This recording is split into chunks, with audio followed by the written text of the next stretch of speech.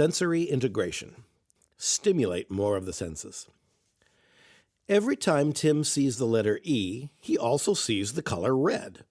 He describes the color change as if suddenly forced to look at the world through red-tinted glasses. When Tim looks away from the letter E, his world returns to normal, until he encounters the letter O. Then the world turns blue. For Tim, reading a book is like living in a disco. For a long time, Tim thought this happened to everyone. When he discovered this happened to no one, at least not in his immediate circle, he began to suspect he was crazy.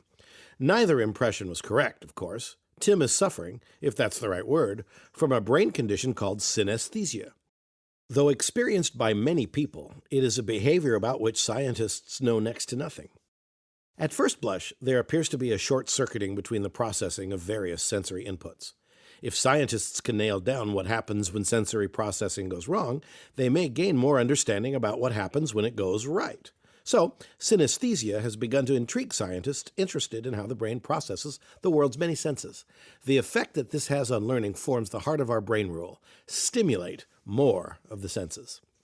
Saturday Night Fever. That you can detect anything has always seemed like a minor miracle to me. On one hand, the inside of your brain is a darkened, silent place, lonely as a cave. On the other hand, your head crackles with the perceptions of the whole world: sight, sound, taste, smell, touch, energetic as a frat party. How could this be? For a long time, nobody could figure it out. The Greeks didn't think the brain did much of anything. It just sat there like an inert pile of clay. Indeed, it does not generate enough electricity to prick your finger. Aristotle thought that the heart held all the action, pumping out rich red blood 24 hours a day. The heart, he reasoned, harbored the vital flame of life, a fire producing enough heat to give the brain a job description, to act as a cooling device. He thought the lungs helped out too. Perhaps taking a cue from our Macedonian mentor, we still use the word heart to describe many aspects of mental life. How does the brain, brooding in its isolated bony chambers, perceive the world? Consider this example. It is Friday night at a New York club. The dance beat dominates, both annoying and hypnotic, felt more than heard.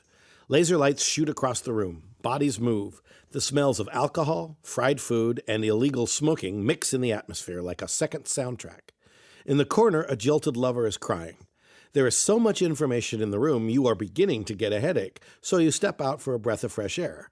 The jilted lover follows you. Snapshots like these illustrate the incredible amount of sensory information your brain must process simultaneously. External physical inputs and internal emotional inputs all are presented to your brain in a never-ending fire hose of sensations. Dance clubs may seem the extreme, yet there may be no more information there than what you'd normally experience the next morning on the streets of Manhattan. Faithfully, your brain perceives the screech of the taxis, the pretzels for sale, the crosswalk signal, and the people brushing past, just as it could hear the pounding beat and the smell of cigarettes last night. You are a wonder, and we in brain science land are only beginning to figure out how you do it.